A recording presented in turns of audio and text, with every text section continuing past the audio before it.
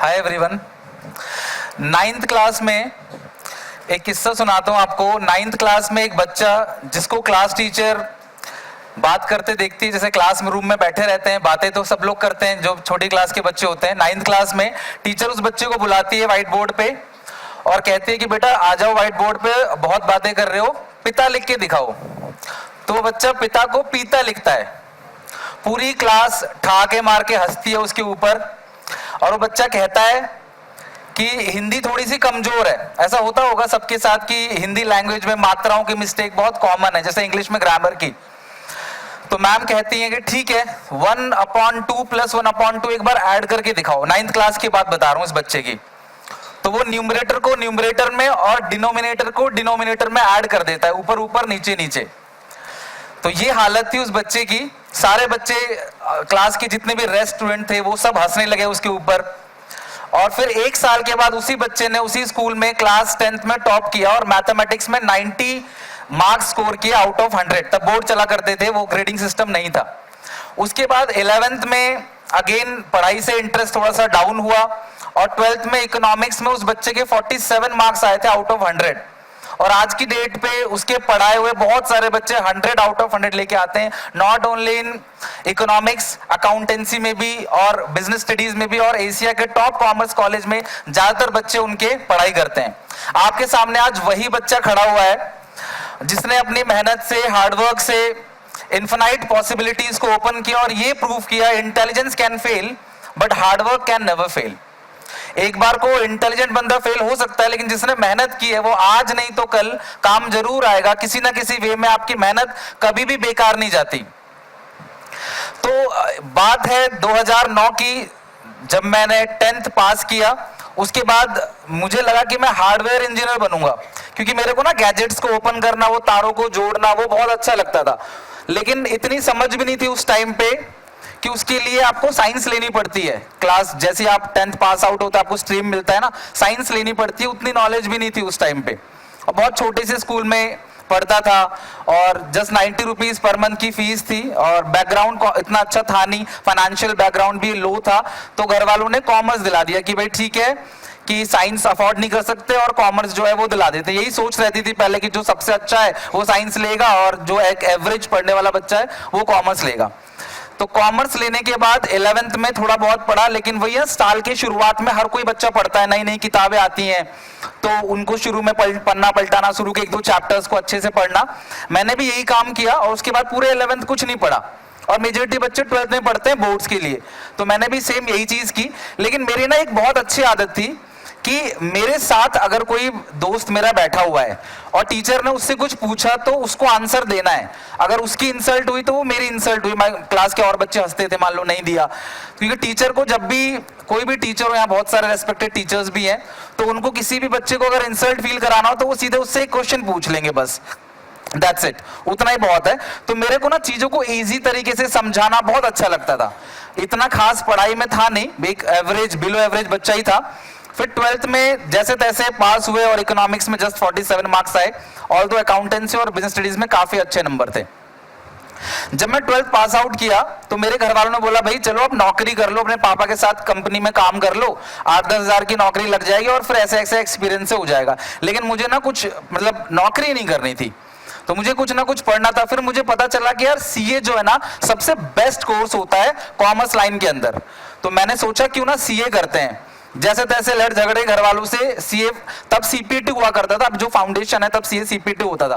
तो मैंने सीपीटी में एडमिशन लिया और मैं जब जाता था पढ़ने लक्ष्मी नगर में तो मैं 800 बच्चों के बीच पढ़ता था और मेरी आदत क्या थी 40-50 बच्चों के बीच पढ़ने की। तो मुझे लगा मुझे क्या ही समझ आएगा 800 बच्चों के बीच में टीचर क्या पढ़ाएगा, मैं तो फंस गया यहाँ पे। लेकिन वहां पे मुझे बहुत अच्छी एजुकेशन मिली और उसको आके मैं घर पे सीए की पढ़ाई नहीं करता था, मैं घर पे आके क्या करता था, जो क्लास 11th की किताब है डबल एंट्री की, मैं वो किताबें उठाता था और वहां से मैं पढ़ाई करता था कि यार 11th में तो टीचर ने कुछ ऐसे बताया था, यार अगर वो ऐसा बता देती ना तो मुझे बेहतर समझ आता है 11th में। मतलब जैसे जैसे आगे चलते चले जाते हैं हमारे पुराने क्लियर कॉन्सेप्ट होते चले जाते हैं। जब हम सेम टाइम पे पढ़ रहे होते हैं तब वो कॉन्सेप्ट क्लियर नहीं होते, तब तो हम रट्टा मार रहे होते हैं या जैसे तैसे बस उतना पढ़ लेते हैं कि यार एग्जामिनेशन में हम अच्छे नंबर लेके आए। तो मेरी बेस वहां से स्ट्रांग हुई, मुझे कॉमर्स का पूरा अकाउंटेंसी का ना बेस मेरे एकदम क्लियर हो गया। और उस टाइम पे मेरे कुछ दोस्त थे जो पास आउट हो चुके थे ऑब्वियसली मेरे साथ, तो उनके छोटे भाई बहन थे जिनको स्कूल में कुछ मजा नहीं आ रहा था, स्कूल में समझ नहीं आ रहा था, कॉमर्स अकाउंटेंसी समझ नहीं आ रहा था। उन्होंने मुझे बोला कि भाई तू पढ़ा दे, और मैं बिल्कुल मतलब ना के बराबर फीस में बस उतना ही फीस मतलब लेता था कि ताकि छोटे मोटे अपने खर्चे निकल जाए, और तब स्टार्टिंग में कोई आपको इतना पे करता ही नहीं है। तो उस टाइम पे मैंने उन सारे बच्चों को, अपने दोस्तों के छोटे भाई बहनों को अच्छे से पास कराया, और 4 बच्चों से मेरी पहली जर्नी शुरू हुई। 2011 के नवंबर दिसंबर से मैंने पहला अपना पढ़ाना चालू किया, और 2011 में ही मैं जो है 12th पास आउट हुआ था। 9th में 10, 2009 में 10th और 2011 में 12th पास आउट हुआ, और उसके बाद से बच्चों को 4-4 बच्चों को पढ़ाने लगा। मेरा बेस स्ट्रांग था क्योंकि मैं सीए भी कर रहा था साथ में, तो उस चीजों को मैं घर पे अप्लाई करता था।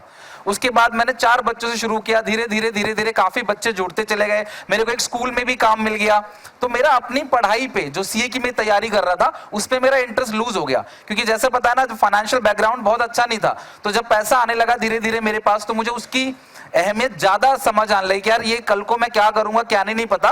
बट अभी मेरे पास 17 साल की एज में 50 से ज्यादा बच्चे मैं ऑफलाइन में पढ़ा रहा था उस टाइम पे, तो काफी बच्चे मेरे पास पढ़ रहे थे।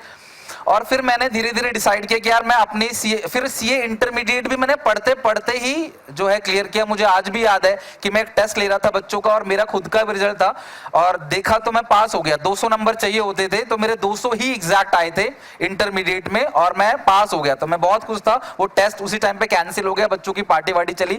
लेकिन फिर 3 साल की ना ट्रेनिंग होती है सीए के अंदर, जो मुझे लगा अगर मैं ट्रेनिंग करता हूं 3 साल की तो मेरा कोचिंग का काम छूट जाएगा। और 50+ स्टूडेंट्स मेरे पास पढ़ते थे, मैं स्कूल में भी पढ़ाता था, और पढ़ाना मेरा पैशन है, मुझे अच्छा लगता है पढ़ाना, चीजों को आसान तरीके से समझा देना। जिस बच्चे को सब कहते थे कोई पास नहीं करा पाएगा, मैं कहता था दुनिया की कोई ताकत नहीं जो इस बच्चे को फेल कर दे। और बच्चे मेरे एज कैटेगरी के ही थे, तो मेरे भाई जैसे थे बिल्कुल। मैं रात को 9 बजे से लेकर 11 बजे 12 बजे तक भी बॉयज स्टूडेंट्स जो पूरे साल बच्चे कुछ नहीं पढ़ते ना, वो बच्चे मेरी बात मान के रात रात तक पढ़ने को तैयार थे एग्जामिनेशन के गैप में। तो उन सबको मैंने पढ़ाया, और मेरा नाम ऐसे चलने लगा कि भाई जो पास नहीं हो सकता भैया सुनील सर पास करा देंगे। ऐसी मेरी जर्नी चलती रही। मेरे पास बहुत दूर दूर से बच्चे आने लगे, नोएडा में हमारा कोचिंग टॉप पे हो गया। उसके बाद मेरे ही एक स्टूडेंट ने मेरा चैनल बनाया, जो मेरा यूट्यूब चैनल है सुनील पांडा द एजुकेटर, वो मैंने बनाया ही नहीं है, ना मैंने उसका नाम रखा है। वो मेरा एक स्टूडेंट है, उसने मेरा चैनल बनाया, और वो कहता था मैं रिकॉर्ड करके डाल दूंगा आपकी वीडियो, मैं थंबनेल बना दूंगा। लेकिन मेरे पास टाइम नहीं होता था, क्योंकि शाम को 3 बजे से लेकर रात के 8 बजे तक बैचेस को लेना, उसके बाद वीडियो रिकॉर्डिंग भी नहीं आती थी मुझे। एक अलग अलग किताबों के ऊपर एक कैमरा रख के मैं बैठ के वीडियो रिकॉर्ड करता था, कोई सिस्टम नहीं था मेरे पास, कोई फेस रिवील भी नहीं किया था मैंने। पर धीरे धीरे मेरे चैनल पे ना बच्चों को अच्छा लगने लगा वीडियो। मैं खुल के अपना पर्सनल नंबर पुरानी वीडियोस भी दिया करता था कि भाई ये मेरा नंबर है, मुझसे पूछो। मुझे महाराष्ट्र से अलग अलग स्टेट से बच्चे कॉल करते थे, तो मैं घर से बाहर निकल के ना बच्चों से बातें करता था, और वो कहते थे एक बच्चे भी कह देगा ना सर ये वाली वीडियो बना दो, तो मैं उस वीडियो को रिकॉर्ड करके डाल देता था। ऐसे ही चलते चलते बच्चों का अच्छा फीडबैक आने लगा। मुझे अच्छा लगता था कि यार मेरी वीडियोस में 100 व्यू चले गए, 200 व्यू चले गए, 200 लोगों ने देखा, अलग अलग जगह से लोग मुझसे बात कर रहे हैं। मैंने कभी भी यूट्यूब को ना शुरू में ये नहीं सोचा कि यार मुझे पैसे कमा के देगा, मुझे मजा आ रहा था। और मैं ये बात मानता हूं, कोई इंसान तन मन धन से, अच्छी सोच से, अच्छी निष्ठा से अगर कोई भी काम करे, चाहे वो किसी भी लेवल का काम हो, कोई भी काम करे सफलता उसको जरूर मिलेगी, चाहे वो किसी भी लेवल का काम कर रहा हो। सोच और नीयत आपकी अच्छी होनी चाहिए। अगर मैं शुरू में ये सोचता कि मैं इससे पैसा कमाऊंगा, तो शायद मैं थोड़े दिन में थक जाता, हार जाता, और उसको कंटिन्यू नहीं कर पाता। बट पैसे कमाने की मेरी कोई सोच ही नहीं थी। मैं तो ये सोचता था कि यार भाई मेरा चैनल मोनेटाइज हो जाएगा, मुझे अगर 5-10 हज़ार मिल जाएंगे तो वो फ्री का है। और मुझे ऐसा लगता था कि यूट्यूब की इनकम परमानेंट आती चली जाती है एक बार मोनेटाइज होने के बाद, जो कि मैं गलत था। मेहनत आपको कंटिन्यू करनी पड़ती है। तो इस तरीके से उसने मेरा चैनल बनाया, लेकिन मैं ज्यादा वीडियोस पोस्ट नहीं कर पाया। फिर धीरे धीरे लॉकडाउन आया, और मेरा चैनल मोनेटाइज होने की कगार पे था। मैंने कहा थोड़ा एफर्ट डालते हैं। तो दिन रात, मुझे अभी भी याद है कि मेरे घर में एक ही कमरे में सब सोते थे, और मैं साइड में लैपटॉप पे, क्योंकि फेस नहीं था तो लैपटॉप पे मैं वीडियो रिकॉर्ड कर रहा। 2-in-1 लैपटॉप था, टच वाला, तो मैं वीडियो रिकॉर्ड किया करता था लैपटॉप में। रात को सब सोते थे, मेरी आवाज से भी ना घर वाले भी फैमिलियर हो गए थे कि यार ठीक है ये तो बोलता रहता है। और मुझे मजा आता था क्योंकि मुझे रेस्पॉन्स मिल रहा था। तो मेरे मोटिवेशन का एक सोर्स ये भी है कि बच्चे मुझे अच्छा रेस्पॉन्स दे रहे थे, क्योंकि पढ़ाई में मैंने 6 से 7 साल का मेरा एक्सपीरियंस भी था, और मैं खुद एक वीक स्टूडेंट रहा हूं। तो जब भी मैं पढ़ाता हूं ना, तो मैं सोचता हूं मैं वहां बैठा हूं, तो मुझे कहां डाउट आएगा? मैं बच्चों को पहले बता देता हूं, इस पॉइंट में आपको डाउट आएगा, मैं टॉपिक समझा भी दूंगा तो भी आपको दिक्कत आएगी, क्योंकि मैंने ग्राउंड लेवल पे ना बहुत काम किया है। मैंने अपना सब कुछ छोड़ दिया, मुझे पढ़ाने में मजा आता था, बच्चे सपोर्ट करते थे बिल्कुल भाई की तरह। और इवन आपको बता दूं कि जो कुछ ऐसे बॉयज होते थे जो हम एक साथ एक रूम में भी रुकते थे, कि हम रात में पढ़े और सो गए एक ही साथ ही, और फिर सुबह उठ के वो चले जाते थे स्कूल में, अपने घर चले जाता था, रात भर मैंने पढ़ाया। तो वो जो मेरा एक्सपीरियंस था उसने मुझे ऑनलाइन में बहुत हेल्प करी, और फिर ऑनलाइन में मैं वीडियोस डालता चला गया। चैनल 300-400 बच्चे सब्सक्राइब करवाए थे मैंने अपने बच्चों से, कि यार सब्सक्राइब कर लो। होता है ना, कोई भी एक चैनल खोलता है तो अपने रिलेटिव में दोस्तों को, भाई सब्सक्राइब कर लो, सब्सक्राइब कर लो। तो वो 300-400 से सब्सक्राइबर से मेरे हजार सब्सक्राइबर होने लगे। मुझे 1K पहली बार दिखा, मैं बहुत खुश हुआ। फिर मेरे 1 लाख सब्सक्राइबर हो गए, मुझे बहुत ही खुशी मिली कि यार मेरे चैनल पे 1 लाख सिल्वर प्ले बटन मुझे मिलेगा। लेकिन उसके बाद फिर बोर्ड कैंसिल हो गया, तो वो 1 लाख सब्सक्राइबर धीरे धीरे कम होके 98-99 पे आ गए। क्योंकि होता क्या है, जैसी बोर्ड एग्जामिनेशन खत्म हो जाते हैं तो बच्चे अनसब्सक्राइब कर देते हैं कि यार ठीक है भाई, पढ़ लिया बहुत है। या फिर कुछ बच्चे ऐसे होते हैं जो लास्ट टाइम पे सोचते हैं कि यार ये सर ने बताया यही करके चले जाएंगे, पास हो जाएंगे, बट हो जाता है कई बार उनका एक्सपीरियंस अच्छा नहीं होता, तो वो अनसब्सक्राइब कर देते हैं। तो मेरे सब्सक्राइबर फिर से गिर के 98-99 तक पहुंच गए। और फिर जब मैंने दोबारा 100K किए तो बच्चों का मेरे को फिर से ग्रीट आने लगा कि सर कॉन्ग्रेचुलेशंस आपके 1 लाख हो गए। तो वो हर ग्रीट मुझे बहुत चुभ रहा था, मुझे बहुत दुख दे रहा था कि यार ये मेरे पहले हो चुके हैं, मेरे कम हो गए थे, अब मैं किससे क्या बोलूं। तो वो एक दौर था मेरी लाइफ में। फिर धीरे धीरे 1 लाख से 5 लाख, और आज की डेट में 8,50,000 से ज्यादा सब्सक्राइबर हैं। 33,000 बच्चे, 34,000 बच्चे एक साथ लाइव हमारे साथ पढ़ते हैं। तो वो धीरे धीरे जर्नी ऐसे ऐसे चलती चली गई। और मैं यही मैसेज देना चाहता हूं अपनी इस लाइफ जर्नी से, कि लाइफ में जिस मोड पे, जहां पे आप मेहनत करना स्टार्ट कर दोगे ना, सफलता आपको वहीं से मिलना चालू हो जाएगा। और पॉसिबिलिटीज बहुत इन्फिनाइट है। शायद मैं एक चार्टर्ड अकाउंटेंट बन के आज बहुत अच्छा कर सकता था, अच्छी अर्निंग कर सकता था, लेकिन मुझे पढ़ाने में जो मजा आता है, जो मुझे खुशी मिलती है पढ़ाने में, और सबसे ज्यादा खुशी मुझे मिलती है कमजोर से कमजोर बच्चों को पास कराने में। तो वो जो खुशी मिलती है, सेटिस्फैक्शन है, शायद मैं नहीं कमा पाता उतना। तो मुझे नहीं पता कि लाइफ कहां लेके जाएगी। बहुत बार हम सब ने देखा है कि बहुत सारे ऐसे स्पोर्ट पर्सन भी हैं या फिर पढ़े लिखे लोग हैं जो करियर किसी और चीज बनाते हैं। कोई अच्छा कॉमेडियन बन जाता है, कोई अच्छा स्पोर्ट पर्सन बन जाता है, कोई क्लास मिस इंडिया बन जाती है अपने प्रोफेशन से हटके। तो ऐसे बहुत सारे लोग हैं, स्कोप बहुत सारी है। मेन पर्पस आपका होना चाहिए कि लाइफ में आप जो भी चीज कर रहे हो वो आपको खुशी दे, ताकि आपको बर्डन ना लगे। मैं सुबह 4 बजे उठ के भी लाइव क्लासेस लेता हूं, मेरे साथ 30,000+ स्टूडेंट बच्चे जुड़े होते हैं लाइव में। तो वो जो मजा देता है ना आपको पढ़ाने का, मैं कभी थकता नहीं। मेरे चैनल पे पिछले 5 साल में 3,300 वीडियोस हैं। आप लगा लो हिसाब कि अगर आप 5 साल में 3,000 वीडियोस को रिकॉर्ड कर रहे हो, उसके पीछे का काम, उसकी एडिटिंग, उसका कंटेंट, कितनी मेहनत लगती है। आवाज, अभी मेरी लाइव क्लास हो रही थी कुछ दिन पहले, तो मेरी वॉइस बिल्कुल गायब हो गई। रिवीजन करा दिया था, बिल्कुल वॉइस गायब हो गई, क्योंकि आपको 3 से 4 घंटे में पूरा सिलेबस रिवीजन कराना होता है। तो मुझे मजा आता है उसके अंदर, मुझे दिक्कत नहीं होती। और मेरे जैसे बहुत से और टीचर्स हैं जो यही सेम चीज करते हैं। वो चाहते हैं कि बच्चे को, मैं हमेशा इस बात को इंश्योर करता हूं कि मैं जो पढ़ाऊंगा वो एग्जामिनेशन में आएगा ही आएगा। मैं हर एक चीज टच करके चलता हूं कि यार ये भी पूछ सकता है, ये भी पूछ सकता है। और 14 साल का एक्सपीरियंस लिए मैं जो चीज बताता हूं कि एग्जामिनेशन में, आप लोगों ने पढ़ा भी होगा, कई सारे स्टूडेंट्स भी यहाँ पे, तो जो मैं बताता हूं मैक्सिमम चीजें एग्जामिनेशन में, चाहे सीयूईटी में हो, सीयूईटी में लास्ट 3 ईयर्स से, और चाहे 12th में, वो चीजें एग्जामिनेशन में आ जाती हैं।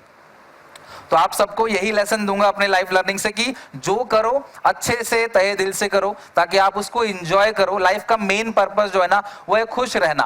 आप खुश रहने के लिए बहुत सारी चीजें, अपनी हेल्थ पे काम करो। अच्छी हेल्थ रहेगी तो आप फिट रहोगे, तो चीजों को एंजॉय भी कर पाओगे। आप मर्सिडीज से, रॉल्स रॉयस से उतर रहे हो लेकिन आपकी फिटनेस ही नहीं है, तो फिर उसकी कोई वैल्यू नहीं है। आप समझ रहे हो? तो स्टे फिट और अपनी लाइफ को एंजॉय करो, पढ़ाई करते रहो, जो जो नई नई चीजें सीखने को मिल रही है वो सीखते रहो। एक फाइनल चीज और बोलूंगा कि लाइफ में ना चैलेंजेस बहुत आएंगे।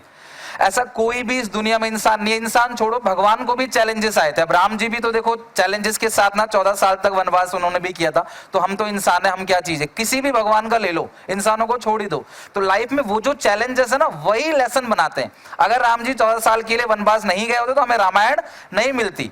तो हर एक लाइफ में जो चैलेंजेस आते हैं ना उसको एक्सेप्ट करो कि ठीक है, मतलब मैं पर्सनली ऐसा मानता हूं, जब तक सांसें चल रही है ना सब कुछ ठीक है, कोई दिक्कत परेशानी नहीं है, जब तक आप जिंदा हो, सांसें चल रही है, मेहनत करो। टफ सिचुएशन तो आएगी और बी प्रिपेयर्ड फॉर दैट। अपने टफ सिचुएशन के लिए प्रिपेयर रहो कि ठीक है यार आएंगी प्रॉब्लम, देख लेंगे, जान थोड़ी चली जाएगी, मेहनत करेंगे। कॉलेज में अच्छे नंबर नहीं आए तो लाइफ में और आगे चल के, मैं खुद अगर अपनी बात करूं कि बीकॉम में स्कूल ऑफ ओपन लर्निंग से पढ़ा हुआ हूं, कि स्कूल ऑफ ओपन लर्निंग से मेरे को 64% थे 12th में, मुझे अच्छा कॉलेज नहीं मिला, लेकिन इसका ये मतलब तो नहीं कि मैं लाइफ में कुछ भी अच्छा नहीं कर पाया। मेरे कितने ही सारे स्टूडेंट्स हैं जो Shri Ram college of commerce के अंदर पढ़ रहे होते हैं। इवन यहां तक भी अगर आप आए हो ना, तो आप मेरे से तो एक अच्छे स्टूडेंट थे, और जब मैं यहां तक पहुंच सकता हूं तो डेफिनेटली आप सब भी पहुंच सकते हो। गुड फेथ के साथ, अच्छी नीयत, अच्छी सोच के साथ, किसी का दिल ना दुखाओ, अच्छे से काम करो, मेहनत करो, पेरेंट्स की रेस्पेक्ट करो, और मेहनत करते चलो, डेफिनेटली सक्सेस आपको जरूर मिलेगा। इसी के साथ ये इस चीज को मैं एंड करूंगा। Thank you very much.